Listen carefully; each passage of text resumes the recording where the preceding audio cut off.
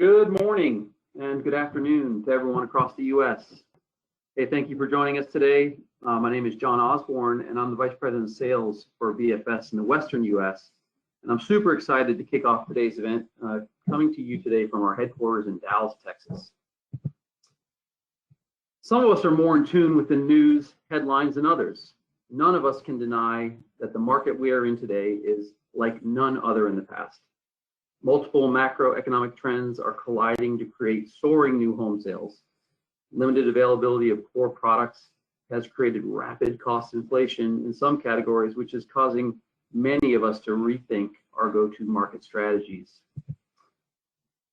We are so grateful for the healthy home building market we are in. This building environment creates so many opportunities for all of us, including our associates and their families, our companies, and the customers who get to enjoy the work we have done for many years to come. This environment is also super stressful and impacting our relationships on a daily basis. Managing expectations has become an increased focus and an area where we will all need to sync up as we continue into 2021 and beyond. The one thing that we can all agree on is that we need each other to navigate through this current environment. The better we can align, the better our results will be. A few notes on today's agenda. We will have Jeff Rettig and Steve LaValle discuss our supply chain and some of the root causes, and they're going to be brutally honest about what to expect from our perspective. Allie Wolf will spend most of our time today covering the industry and what's impacting it, and give you some perspective that you may not have seen. She does a really great job of connecting the dots, and we are so excited to have her for this, the first in the three-part series. We have also left ample time for Q&A.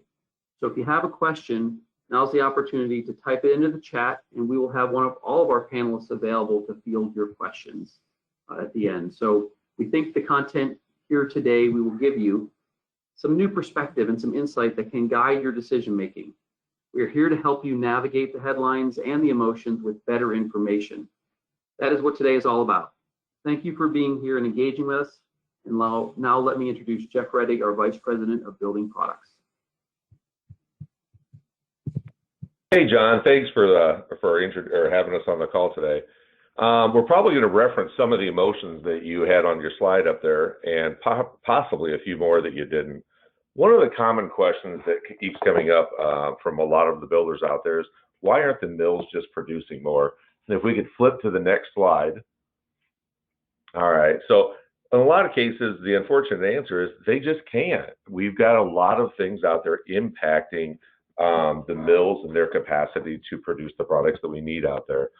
If we look at the first one, Veneers, earlier this year, one of the veneer mills had a fire, another veneer mill had a roof collapse, and that's having an impact on the producers that make LVL, I-joist, and plywood out there for us, such as engineered lumber.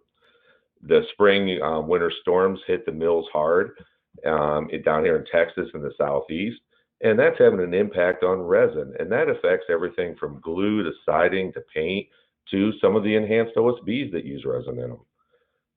As the other industries pick up, like automotive and appliances, we're seeing impact in demand on steel surge, and that's having a great impact on steel stud, truss plates, and even nails that we're securing from other countries.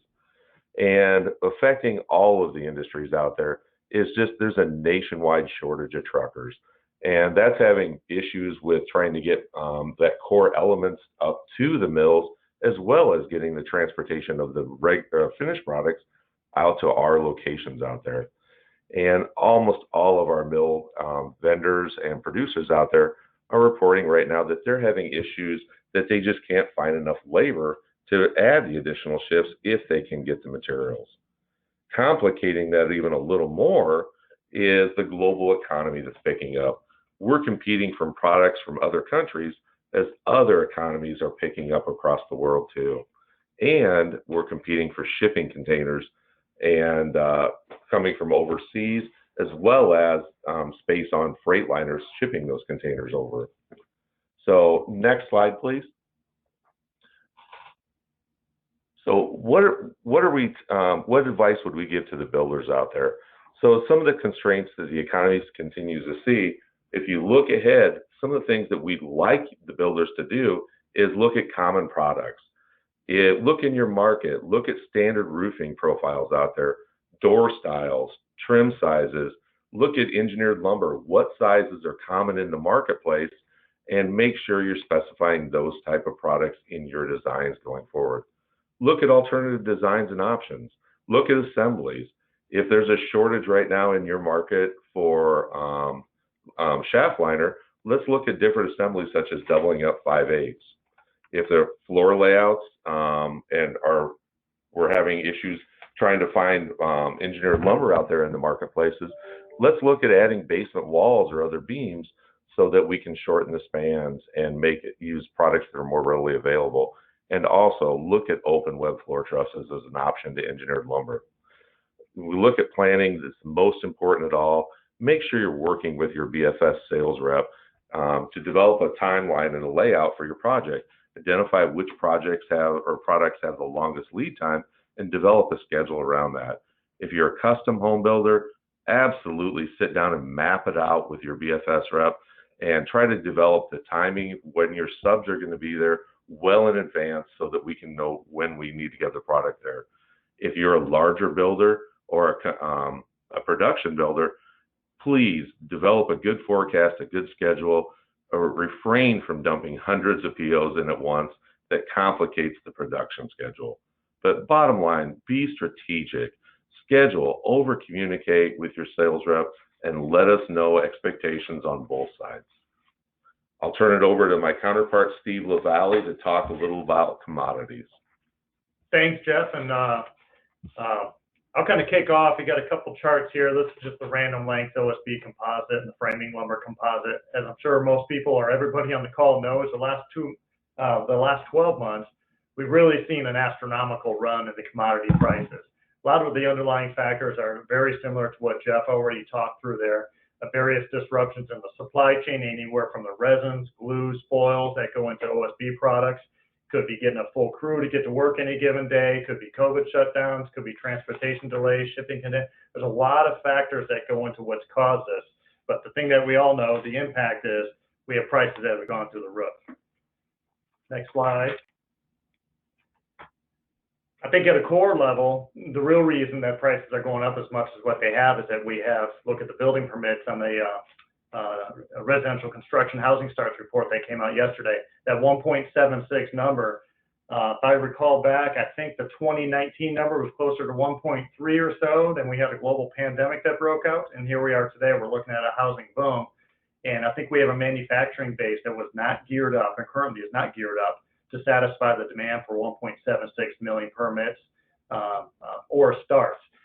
I think specifically when we look at on the right-hand side of the slide there, the single-family construction, that number is up 36% year over year when we look at the non-seasonally adjusted starts.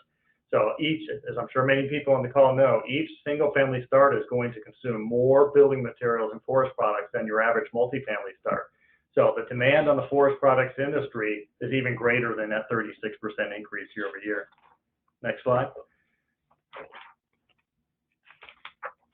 Using a slide here that I got from FEA, I think this is a good illustration, probably one of the simplest illustrations that I can come up with on what does this look like with the demand versus the supply.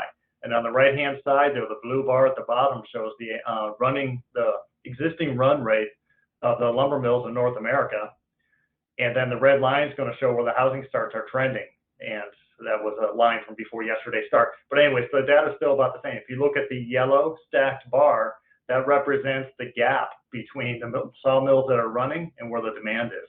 So someplace, somewhere, that yellow bar needs to get smaller for the pricing and the pressure on the market to change. I guess the other thing I was going to, well, here, we'll go into these two. So what are the things that can happen? Jeff focused on a bit more of the problems in the industry. I'll kind of talk through a bit here and what may come next. And so on the OSB side of the business, and this is all public knowledge, and so, West Fraser, who purchased Norbord, so you can, it's a Norbord legacy mill, but the West Fraser mill that's in Chambord, Quebec, that mill it was due to restart in Q2. I believe that they have begun shipping product. And so that's a mill that has recently come on in OSB. Then Louisiana Pacific, they went on their earnings call, and I think they've announced that they anticipate a Q3 reopening of their mill that's in Peace Valley, which is in northern British Columbia. So those two mills combined would produce roughly, well, I don't work for these companies, but from what we hear, what I've seen in FEA, a reported potential, they have 1.3 million feet of potential production. Now, my opinion on this is that there's not a single OSB mill that you're going to open up, you're going to flip on a light switch and see all this production coming out tomorrow. So I think more what we could anticipate is probably sometime by mid-2022, you might see closer to a full run rate out of those mills. So I think the real story behind that is, even though these two mills should be running by the end of this year, we should not expect anywhere near that full production to be coming out of that mill. So there's a big gap between OSB production and what OSB demand is right now. Most of the mills, and I think the analysts would look at, for every billion feet of OSB production can satisfy roughly 100,000 starts. So even both of those mills fully running may be able to satisfy the equivalent of 130,000 starts. I think between that 1.35 or so that we had and the 1.7 million starts we have, that gap is still not closed from these two mills running. So even though there could be some relief the back half of the year on OSB, it's not enough to fill the whole gap. On the lumber side of the business, I think the continued story there is going to be the expanding fiber basket. It's going to be southern yellow pine lumber. I don't believe there's too much production you're going to see out of the Pacific Northwest and fir. I'm not aware of any additional spruce capacity coming online in Canada. So one recommendation to builders could be open to species substitution where at all possible. If you can take southern yellow pine, you probably give your vendor more options to get your material. Same thing on OSB. One of our favorite words around here lately is brand agnosticism. If you're roped into one specific brand, you're limiting your suppliers on how many places they can source you from. So if you can take a period of time where you're open to taking various brands on OSB, you're going to benefit yourself. What are the other places that potentially supply can come from? Those are the last three bullet points on here. The top one there, I don't work for one of the big box stores, but I think we've heard in the marketplace that potentially some of the retail demand is off a little bit. So you could start to see, if there's less demand, maybe 8-footers, 10-footers, things that would typically go to the over-the-shoulder trade, we could start to see a little bit of slack. So that could potentially give the impression of a bit more production available in the marketplace. I hear stories around the reduction of the tariffs on Canadian imports. I'm a bit more of the mindset, I don't think that's really a contributing factor to the scenario we have going on today. I think 1.7 million housing starts is the primary driver we have going on today. However, if there's a cost on the imports coming in, it may not be a solution to the problem, but they could be a small piece that helps if there's a reduction or elimination of those tariffs. And then I think the other piece on the bottom, I don't think this is something that changes necessarily, but just be aware, when I just looked at some of the historical data, the North American mills are only exporting to other countries about half of what they were just 2 years ago.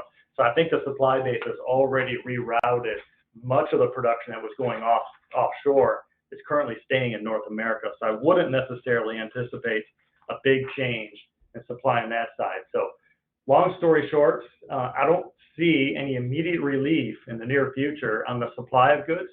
I think the number one thing that we may potentially be able to look at is how do we get inventory into the channel that can best serve 1.7 million housing starts.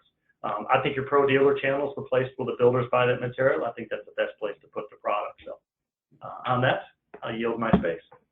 Turn it back to John. Great stuff, guys, and thank you. And feel free again to put questions in the chat if you have some questions on the supply chain or kind of some of the impacting factors. So now we're going to turn it over to the star of the show, Allie Wolf, our chief economist from Zonda, Myers Research. Thank you so much for being with us today, Allie. We really appreciate you taking the time out of your busy schedule to share with all of our customers. And just so everybody knows, we've got over 1,000 attendees on the call today. So good stuff. Good stuff. Awesome. Thank you, John. And thanks to the entire BFS team for having me here today to go through an update on the economy and housing market in this COVID era, in these crazy, crazy times. What I think is very interesting about hearing from the BFS team is that every conversation we're on, people are trying to get insight into when is this going to change? When is this going to be solved? And I've never heard a team be able to explain all of the different issues as in as much detail as the team just did. So I think for me, that was so valuable. I was taking notes. You guys talked too quickly. I was trying to take notes to capture everything, but you'll hear some of the trends that I'm going to talk about in today's presentation really piggyback on what we heard. So we know that there's supply constraints, and we're hearing that directly from the builders, but the labor side is going to be a challenge as well. And we have to figure out, how can we expect to hit a certain number of starts? Not only are we going to have the inputs for that, but are we also going to have the laborers for that? And I think we just need to be realistic about what are some of the numbers we can actually hit. So real quick, as mentioned, I am Allie Wolf. I am the chief economist with Zonda. If you're not familiar with Zonda, we're a housing data and consultancy firm. We track the entire building life cycle. So we look at raw land. We watch that land go through development. We see when equipment's on site. We see when it's now become a finished vacant lot or developed lot. Then we track the community through sale. So we know which markets are the best selling, what builders are doing the best, what product is doing the best. My role as our economist is to now roll all of that up and figure out what the heck is going on and where are things going. So hopefully we'll be able to hit on a lot of those different trends here today. I'm going to start with a look at the economy, and really it's a focus on the labor market. Before we go into home sale supply price, we'll talk about buyers and the fact that demand could not be stronger today. What we're watching on the rate front, because frankly, that's the biggest risk I see to the amazing strength that we're living with right now. And then our final thoughts and forecasts. So to start with the labor market, many of you may have seen that the April jobs report came out and it was not so good. So economists and forecasters were expecting 1 million to 2 million jobs added. It was only 266,000 jobs added. Now, what our take is that's a blip. That is not something that tells us, hey, watch out, the economy's in trouble. We do think there are some limiting factors that we'll talk about, but we still firmly believe that the economy is headed in the right direction. We're going to see really good jobs data coming up. We're going to see really strong GDP numbers coming up. So I would take that with a grain of salt. What we do know, though, is that we're 8 million jobs shy of where we were before the pandemic. And as we look at it by sector, many of you are probably really familiar with the K-shaped recovery in that our sector, housing, I think one of the gentlemen said we're so lucky and so grateful to be in this industry, because our industry is thriving and has been thriving while some other industries have not done so hot. Leisure and hospitality and the service sector is, of course, one of those that has been hit the hardest.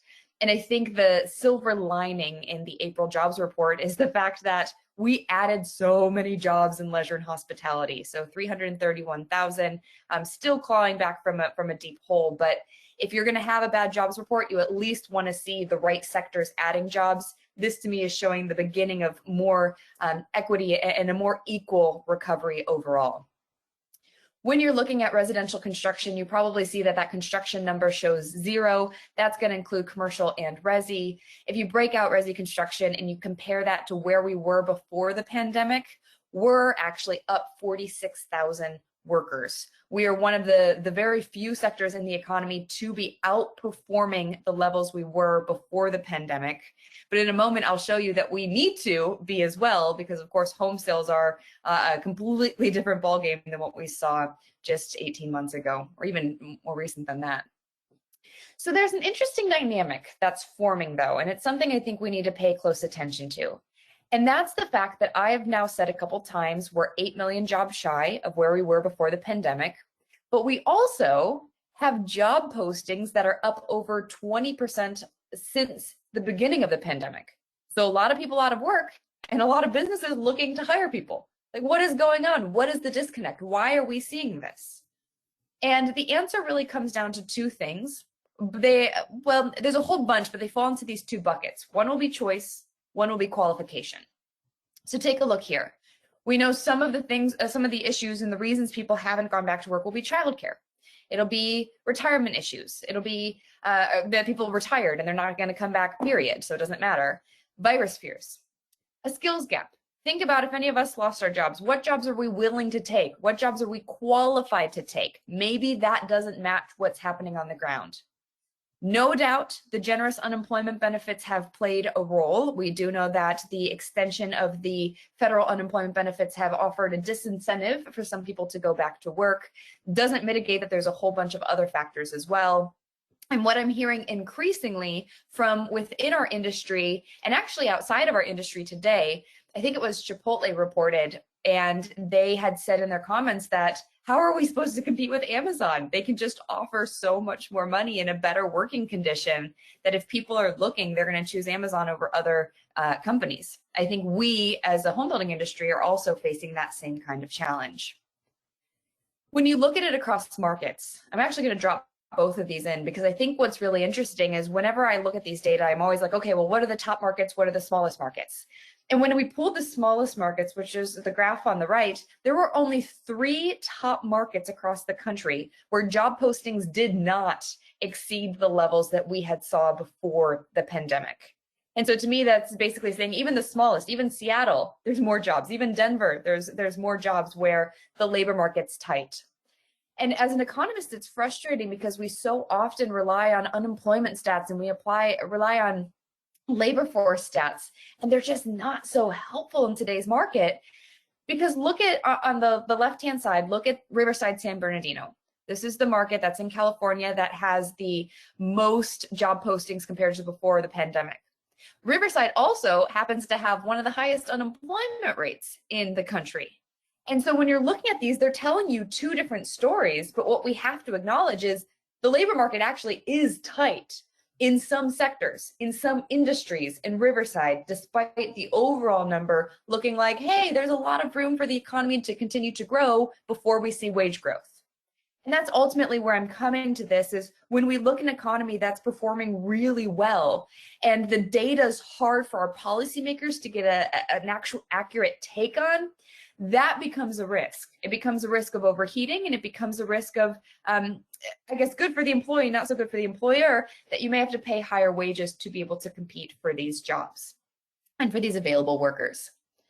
Specifically, when you look at residential construction, we do know that there's that gap between the total number of new home sales and the total number of workers in resi. So about a 40% increase in sales, 20% increase in resi employment, looking on a year-over-year basis. And again, as I go into my forecasts, you should know there is nothing but great news on the demographic side for housing. And we are so incredibly optimistic about housing from that point of view. But like I said earlier, we just want to be realistic about how quickly we can capitalize on all of those different gains. So let's pivot over. If we're talking about home sales that are far exceeding the levels that we're seeing in terms of employment, let's take a look at the housing market. Now, that other number was a year-to-date number, so it's not the exact match of our 50% increase. This is just looking at the straight current month year-over-year change in our new home pending sales index. Now, what I want to acknowledge is this is looking at March of 2021 compared to March of 2020. We know that that's not a perfect measure because the second half of March of 2020 was not so hot. To me, the most important thing is to look at the chart. Look at where we were before the pandemic. Look at where we are. Sure, it's come down a tiny bit from the peak. The month over month is down a little bit, but this is, again, a completely different ballgame than what we were operating on just a little over a year ago.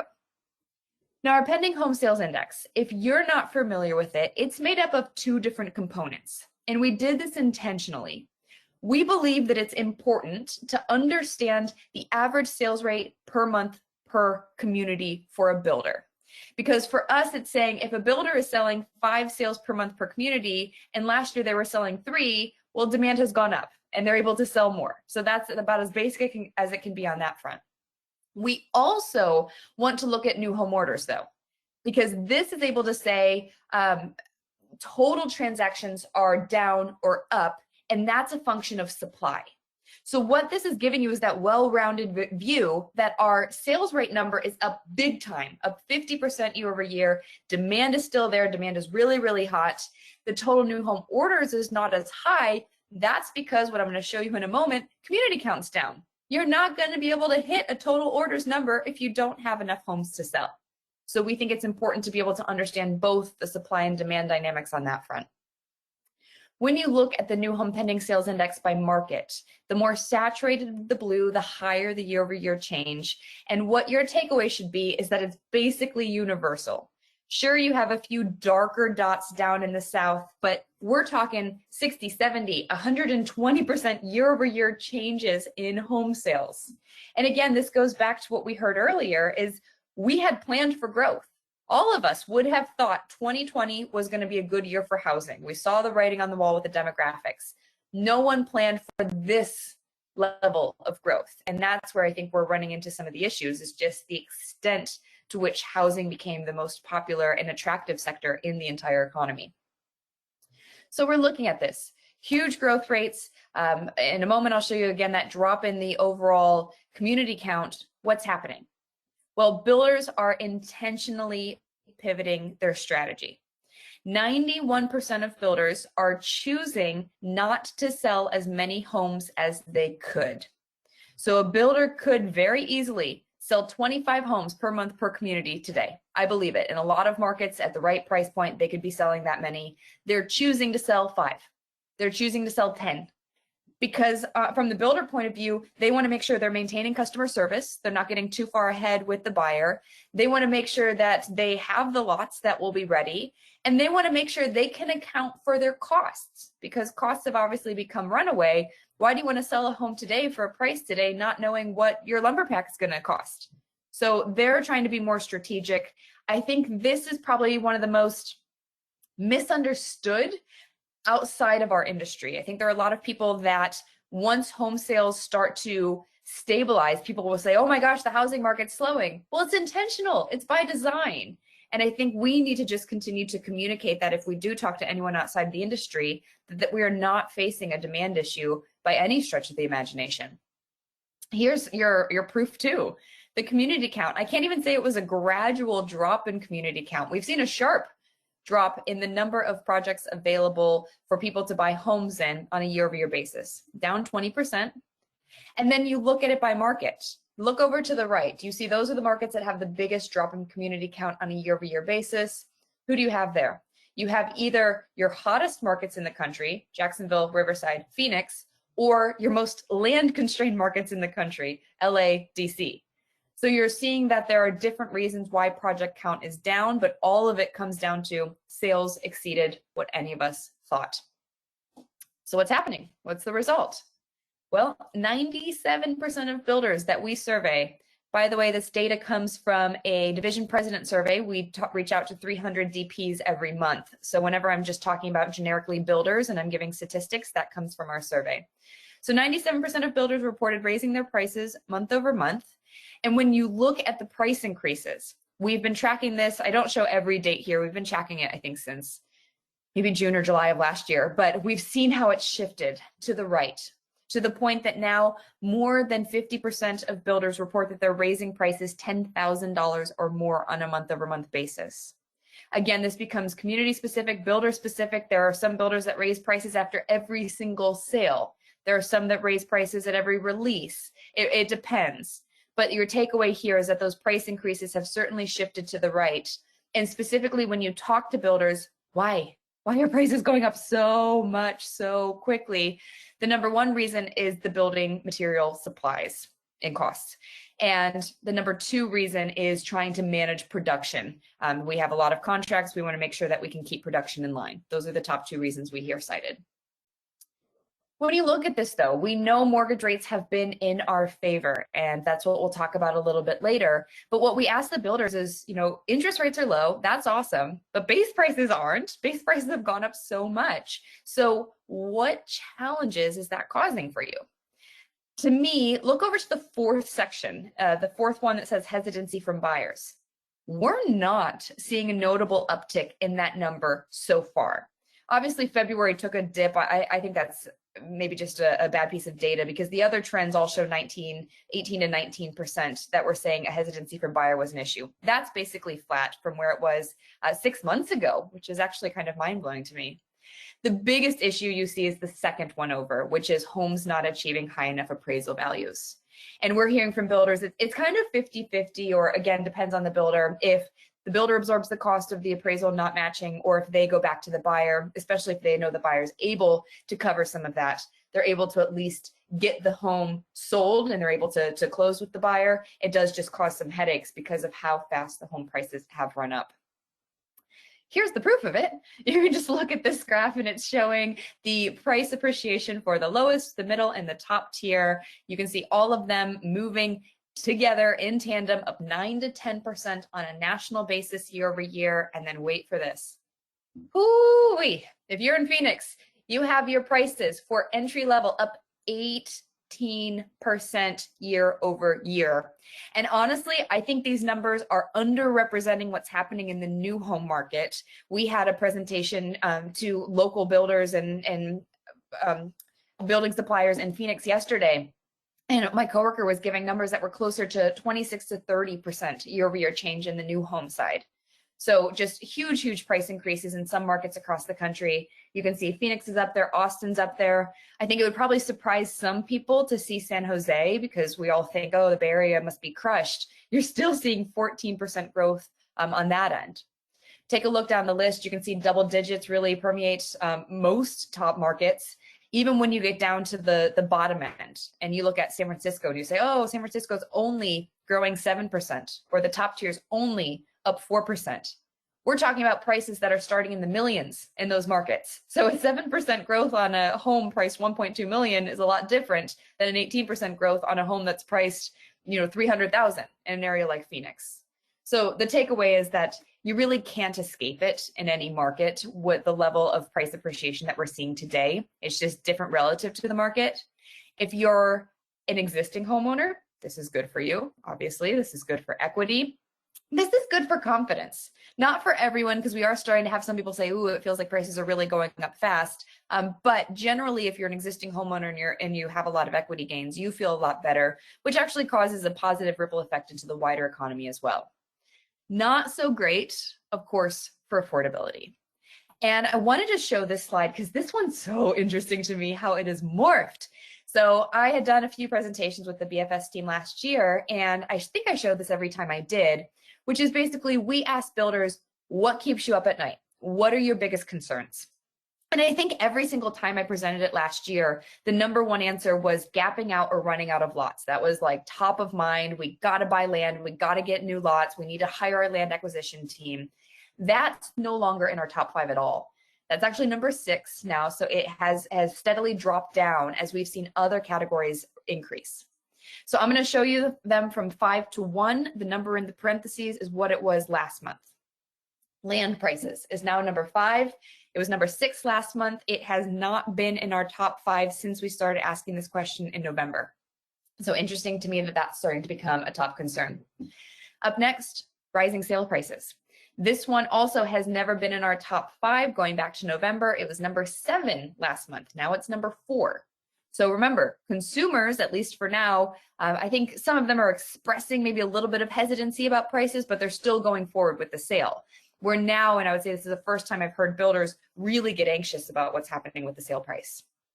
3 is affordability. That's always been there. I feel like we're in the new home. We're in a luxury space. It's expected that affordability is going to be a top concern, and we want it to be because that will keep builders on their toes to continue to shift their product and think differently. Then here we go. This is again why learning from BFS is so important, because the top issues, building material costs, building material availabilities, we hear this over and over and over again. They've been our top 2 for, I would say, the past 3 to 4 months. So we're looking at this and we're talking affordability and these levels of home price growth that really kind of make your hair stand up. You're like, ooh, okay. But we're in a weird place right now that there are buyers that are really well positioned to drive up prices without it being a huge deal to them. So we had already talked about how prices are going up is good for the move up space. It's good for equity. In fact, we've had builders say that contrary to normal, where first time buyers would be the most active, they're actually seeing that the move up buyers are most active today. And it makes sense. This is showing you the average equity gain on a year over year basis. And I slow down to say that because look at California, 55,000 on a year-over-year basis. So if you live in California and you move in Arizona and you move into Jacksonville or you move into Austin, you have a lot of money to come and bring into that market to fundamentally change the dynamics. And I'll show you a slide on that in a moment. Stock market, not everyone has it. 50% of Americans have money in stocks, but let me drop in this line. That's 2019. Look at what's happened to stocks just over the past year, 2 years. You're looking at this money. If people have their stocks that are liquid, they can access them. They can sell some stocks. They can put that, and we know they're using that towards some of the money on a down payment to be competitive in today's market. Then you look at the savings rate. When we're looking at savings, you talk to basically any type of buyer. If they're not owning a home, they're saying the reason they can't generally comes down to affordability or saving for a down payment. We have now had over a year of record level savings. Forced savings, assistance from stimulus savings. So there are different factors that play into that. But what we know is this is important for buyers. Millennials, the largest living generation, the group that should make you feel the most comfortable about where housing is headed. 60% of millennials saved more money in 2020 than in 2019, according to our research. And the number 2 thing they want to do behind saving more money is to use that money as a down payment on a home. So important to understand how can these prices go up, who can support them. So you saw all of those reasons, plus add the fact that our tethers to the office have been removed. If you want to work from home, a lot of companies are saying go for it. And if you want to change location, great. And if you live in San Francisco and you want to move to Phoenix, we're probably not going to change your salary. Some companies will, some companies won't, but it's a really big game changer for some markets. The idea that we're calling it migration mania. There's been so much migration over the past year. What this is looking at, and I know it's ugly, but it's my favorite data. It only comes out once a year. And it's imperfect because while it shows 2020, it is only through July 2020. It's not the full year. But what you can see is a very consistent trend of where are the top markets for growth. Austin has been number 1 or number 2 as far back as we're showing here. You see Phoenix has really risen the ranks, has been number 2 the past couple of years. Vegas has been up there. Raleigh has been up there. Jacksonville. Any of the markets that are bolded have made the list every single year that we have shown. Now, let's take this a step further. I'm going to take those markets, Austin, Phoenix, Jacksonville, Raleigh. You see all of those on the far right. I'm going to put them on this table. Now, this is going to take me a second to explain, but I hope you see the aha the same way I do. This now shows all of those markets we just talked about, and I want you to focus your eyes on Vegas. That's going to be the third one over. You see the orange line, or green line with Vegas. That says about 48% of households in Vegas can afford the median price new home given the income distribution in that market. Then you see the bars next to it. You see LA, you see San Francisco, you see Portland. Those markets were chosen because if you go to Redfin and you say, where are people searching homes in Las Vegas from? Besides being in Las Vegas, what other markets? LA was number 1, San Fran number 2, Portland number 3. Look at San Fran. We have, if you take the income distribution in San Francisco, plop that down in Las Vegas, you now have about 72% of households that can afford that median price in Las Vegas.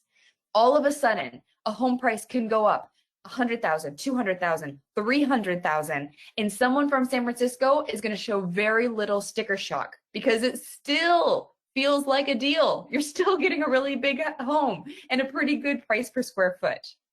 So while I think this is really positive, really good, supports the home price growth, makes it feel less kind of out of nowhere, there's actually a reason why these prices are going up. I will say it does also raise some alarm bells on my end about what does it mean for local incomes? Because we don't think that the local incomes are going to match the level of home price appreciation. We got to watch for that. And I'll talk a little bit later about some solutions that could help solve for that. We're looking at it too, and I think a lot of people are just on high alert because the market just feels weird. It just feels like there's a lot of strange dynamics going on. One thing that brings me some comfort, I guess, is what we're seeing on the lending front. So what I'm showing you here is both the average FICO score and the average back-end debt-to-income ratio for first-time home buyers, the FTHB, and repeat buyers. Look at the average FICO score. What's so cool to me about this is we actually have seen first-time buyers' credit scores go up compared to pre-pandemic levels. Now, arguably, it's because if you're going to be a first-time buyer and you're going to be competitive in today's market, you better be the best first-time buyer that's out there. So I think that's going to play into that as well. But that's telling us that the buyer quality is really good, very healthy for now on the average back-end debt to income ratio. It is increasing, and we're going to watch this because, of course, as home prices go up, people may have to take on more higher mortgage, which is going to impact that DTI. But we'll watch these numbers. But for now, very, very healthy. And then you look forward. And again, we're going to go through our forecasts, and I know that there's a lot of enthusiasm, like I've kind of reiterated over and over again. One of the stats that should make us feel good too is from the Conference Board. That shows we have 7 million people that are looking to buy a home over the next 6 to 12 months, 1.1 million of which are looking specifically at the new home market. Now, when we look at this data, I want to be completely transparent. I don't always present this data because I have used it in the past and it has pointed me wrong. Consumers sometimes say one thing, do another. So consumer sentiment surveys are not always perfect, but I felt like the hockey stick trend that we see on a couple of these measures is worthwhile showing. That even though we have all these crazy dynamics, there's a lot of people who haven't bought a home yet and are really still interested in doing so. In fact, you look at millennials, remember, largest living generation, the reason we feel positive about housing. When you talk to millennials, there's a lot that haven't been able to buy yet. Why not? Well, some people are just not there yet. You know, they just need a little bit more time. That's cool. Some people are saying, I want to buy, but there's no inventory. So that's holding back my purchase. Some people are saying, you know, I did save more, but my down payment's not that high, so I want to save a little bit more. And then you have a few millennials that are waiting for prices to drop.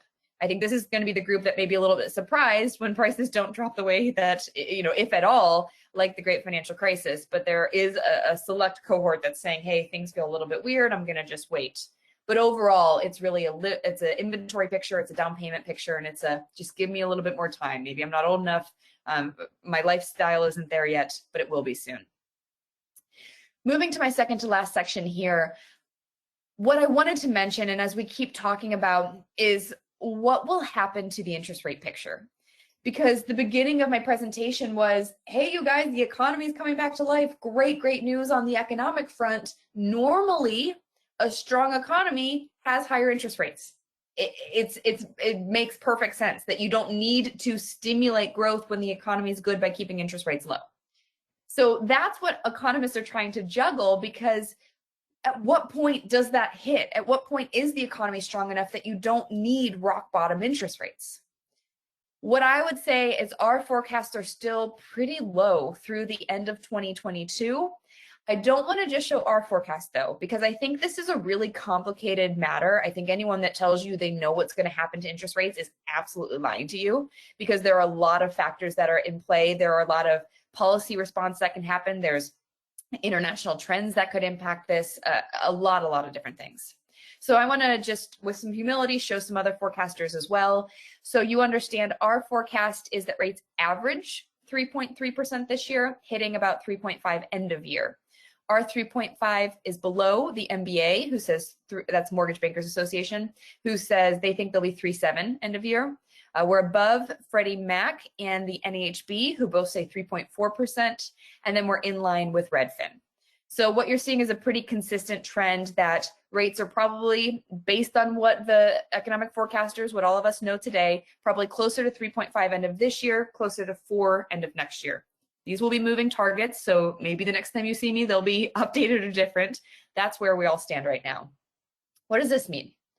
So then you have to say, okay, how many households will get priced out as interest rates go up? So the way I want you to look at this is you see LA, you see that 3.5, and you see 10. That's saying if rates go from where they are today to 3.5%, 10% of households get priced out. You go down that list, you go down to Austin at the bottom. Again, Austin, 3.5% interest rates, 5% of households get priced out. To me, sure, you lose some buyers. I don't think 3.5 is the number that breaks the camel's back. I think we have enough people that realize that in particular, in a historical context, 3.5 is very low, but also just that it will increase your monthly payment. You may have to buy a slightly smaller house or buy further away, but there's still going to be demand on that front. It is once we start hitting those higher interest rates in the face of continued increased home prices where I become nervous about the sustainability of the level of growth that we're seeing today. Here's another way to look at it. And Austin's a bit funky, I think, with the data. It's a very, very high affordability ratio based on the income distribution. I would argue maybe a little bit too high, because I know, at least from our local expert, Austin is very, very, very expensive compared to what it's been in the past. But here, the way you're looking at it is, let's say we're right. Let's say interest rates are 3.5 at the end of this year. What happens if we have 3.5% interest rate, and then you see those numbers, 5, 10, 15, 20, those are telling you home price appreciation. So what happens if interest rates are 3.5 and home price appreciation is 5%? Well, in this case for Austin, using this as an example, you go from 68% of households that can afford the median price new home down to 63%. If home prices continue to go up 20%, you go from 68% of households that can afford the median price new home down to 58. So you do see that it's the compound effect, which is why I said you want to watch the interest rates plus the HPA, the home price appreciation, to really get a sense of it. One thing, and I know I'm running a little long on time, so I'll go quickly through these, but one thing I would say to make you feel comfortable is that in every conversation we have with builders, there still is this focus on affordability and attainability. And I don't think that's been lost, even though things are so good right now. We still have builders that are thinking about what can we do differently to ensure that we can capture on how good the demographics are. What we've seen in some markets, New York, San Jose, San Diego, San Francisco, LA, lots of money to be made in these markets, even as the product has had to shift, even as there's more density, even as there's 3-story homes and maybe not your traditional single family home. You haven't needed to make such big shifts in places like Cleveland or Jacksonville or Tampa than you would in any of these other markets. I do think and it's good news, because a lot of these markets now can shift out the product. If affordability does start to slow the market, you can change what you bring to the market. And I know I made it sound very simple. It's not, but of course it will take some work and assistance from architects and land planners and working with the city officials. But I still think there's a lot of cards that can be played there. Because ultimately what we know, what builders know, more starts is better affordability, more starts is better sales. So you're looking for markets where you can buy more land, you can replenish the lots that you have, you can continue to build. What you're seeing here is consistently rising to the top for population, for sales, and for starts, places like Austin, Tampa, Phoenix, Raleigh, Jacksonville. One thing I said that makes me nervous is just looking at the local incomes. I'm going to breeze through this. Basically, your takeaway is people have shown that they're willing to move further away from the central business district. You can get better bang for your buck, and you can adjust for that price. And there's more lots and land out there. So I do think that's a card that we can still play, especially as work from home continues to be a very powerful factor. So for my final thoughts. What we're hearing from builders, I think the best thing I've heard is citing the common phrase, it was the best of times and it was the worst of times. Demand is great. Builders are so enthusiastic about it, but it is just the frustrations of how high the land prices are, that things just feel unsustainable, just getting a little bit anxious about it. Lumber, commodity prices. Those are the things that we hear as the biggest frustrations, plus the fact that builders hadn't planned, they couldn't have planned for this much success. So they do expect that their lot pipeline is going to be more constrained in the near term than it will be looking further out, 2022, 2023. We know builders are scrambling. They're working as hard as they can to find workarounds, running into government service delays, running into those labor delays that we talked about, supply disruptions that we know are happening left, right, and center, and then any kind of land disruptions. But what we also know is that there has been so much land purchased over the past year. And while it does take time for that land to be developed, there's hope that by the time that land is ready, think back to what we had heard about the different mills opening up towards the middle of 2022, we're going to have more land that's going to be hitting and lots that are going to be hitting at that time too. So there is this enthusiasm that maybe things start to stabilize, normalize. We've been able to ramp up hiring. We've been able to open more mills, and things start to look more healthy and provide better growth for housing.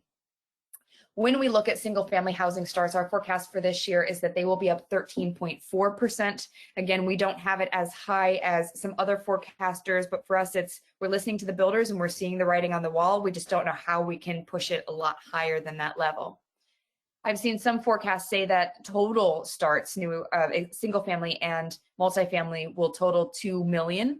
I want to share this stat from the National Association of Home Builder that I think is really humbling, which is that's great. And I think we all know that we have the demand to support that.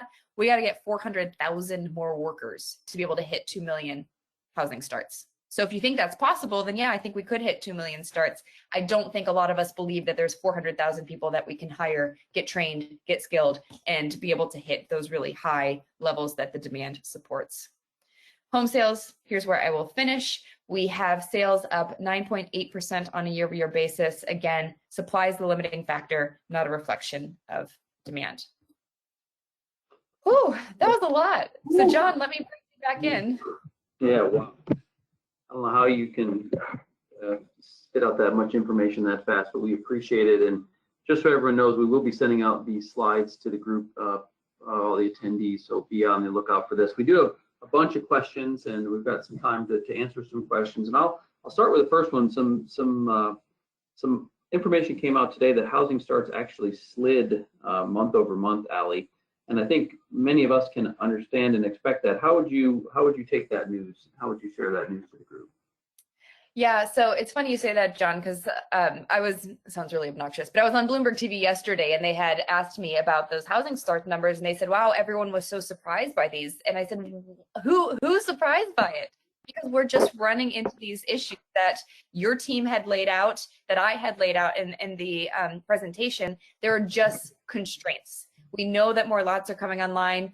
We're hoping that maybe there can be more labor eventually, but I just think it's a function of things are too good and it's hard to keep up. Good. Why don't we turn it over to Jack to ask some of the questions that came in through the chat? Excellent, you bet. Hi guys, this is Jack Mannon, Director of Marketing Communications for Builders FirstSource. Thank you to everyone who's chatted me questions throughout the presentation. I'm going to go ahead and start reading them. The first one we received was regarding, there are rumors circulating that with a predicted bad hurricane season, could potentially at some point run out of OSB and plywood products this summer. How is Builders FirstSource planning for this? So this is Steve. I'll take that one. I think when you look at hurricanes, it really depends on, I think in our experience, it really depends on where a hurricane comes into. And they tend to be most impactful on supply, or the most disruptive to supply, when the hurricanes come in where the production is, not necessarily where people are living, right? And so it's always hard to try to guess what the impact a hurricane is going to have. The other place, if a hurricane comes into the Gulf, where there's a lot of petroleum manufacturing facilities, that's where your resins, glues, adhesives, things like that are coming from. Hurricanes tend to be very disruptive when they come into the Gulf and hit, the east side of Houston or southern Louisiana. So now, what can we do to try to, it's really difficult to say. When you look at the local coastal markets, they tend to be more disruptive. But so a lot of times these hurricanes tend to be demands. They take away the demand more so than they create demand over the near term. So the difficult thing is going to be with OSB is there's not enough slack in the supply chain today to do much different other than weather the storm. All right, thank you. Steve, I've got another question for you. Yeah. Hearing the Canadian border is still closed for lumber imports and that lumber is stacking up in Canada. Any truth to this? That one's an easier one to answer. Not true. As a company, we buy wood from Canada every single day, and it ships over the border every single day. So that story's not true. All right, next question. Has the opportunity for high profit margins also been a factor in wood product pricing, i.e., how has profit compared to historical data? That one's a more difficult one. I think the easiest way to answer that is, for better or for worse, we live in a commodity market. And so really the commodity market is going to determine what the price is going to be. And I think you look at it from the perspective, if you price it too cheap, you'd be out of stock because everybody would run in the door and buy it all. So in a commodity market, really price is your lever to either raise or lower demand. And it's a big commodity world out there. I don't think any one player can influence it one direction or the other. If the demand is greater than supply, it's going to run prices up. All right, excellent. I'm going to switch now to Allie. Allie, here's a question. Can our government allow interest rates to rise? The interest on the national debt will become crippling quickly. At one point, does it make more sense they allow themselves to inflate their way out of debt, so it is in dollars that are worth substantially less? So I will defer to an organization that has more manpower than me, which is the Congressional Budget Office. And what they say is that the higher the debt, the higher the interest. And I would have to trust them on this. I get the question. And we actually had a client ask us about, well, interest rates are just going to stay low because debt levels are so high. And I think we can hope that maybe there's something that our government can do to help control for it. But ultimately, it comes down to we need to stop QE. And I know that's not what everyone wants to hear because it means the Fed stops buying mortgage-backed securities, but we don't need to be supporting that part of the market anymore. We do think that there's a big enough market to be able to support that independently. But as we look at what are the ultimate drivers of interest rates when it comes to mortgage interest rates, it will come down to investors. It comes down to investors' take on inflation, investors' take on the economy, and investors' take on what the federal funds rate and the change in that means to the wider growth. So I think maybe the Fed could step back in and buy more 10 years or something, but I wouldn't bank on the fact that our servicing of the debt is going to go higher as interest rates go higher. Thank you. I've got another question for you, Allie. With all the homeowners who have opted out on paying their mortgages these past 12 months due to the pandemic, now the banks are wanting their 12 months of payments back. How are you seeing the foreclosure market affecting the future in home pricing? So one, I don't believe they're even allowed to say you have to give us those 12 months. As much as I understand, and I guess you guys could correct me if I'm wrong, but the CFPB came out and they said you have to work with them on a payment plan. It can't be a bulk drop. And I think there's a lot of encouragement to work with the borrowers if they have been able to regain employment, that you tack it onto the end of the loan, you slightly adjust the loan terms, and it's not a huge deal. With that being said, we do think there will be people, because the forbearance period, again, if I remember correctly, originally ran 12 months. I think they bumped it out to 18 months. At that 18 months, there will be people that are probably not going to be able to service their mortgage. Numbers are completely different than what we saw during last cycle. Equity is really healthy, so there's a lot of hope that, okay, you can quickly sell it. Inventory is so low that it's not this flood of a market when there's already a flood of supply in the market. You can keep any kind of price drop at bay from that point of view. I agree, though, that that's one of the risks that we're watching. Excellent, thank you. I think we have time for 2 more questions, so I'm going to read. Thank you for everyone submitting. We're not going to have time, unfortunately, to get to all of them. So I'm not sure I get this one asked, though, because this has come in multiple times. On lumber, can we get a forecast on any drops in pricing, or are we looking at a new normal? Or hopefully, are we thinking maybe next year Q2, question mark? Yeah, this is Steve. So I didn't bring my crystal ball with me into the meeting. So forecasting is a tough business. I'm not sure any of us last April would have forecasted a $1,600 2x4 spruce market. And so we all get humbled and we all look like dummies real quick when we try to forecast. What I'd say is that I think the industry as a whole, the manufacturing base, I think they really control the levers on this more than anybody else. I think if you're on the manufacturing side of things, I think you are really compelled right now to try to make as much as you can. I think over time they tend to solve that problem. And so prices at some point will find their apex. At some point they'll start to stabilize. Do they retreat? How much? When? Those are the things that nobody can really predict. I think the one thing we can predict, at some point they will. I just can't tell you what day and from what price. Thank you. And here's our last question for the time period, or for this session here. Are there OSB products that we can look to start sourcing outside the United States? Examples: Brazil in Europe.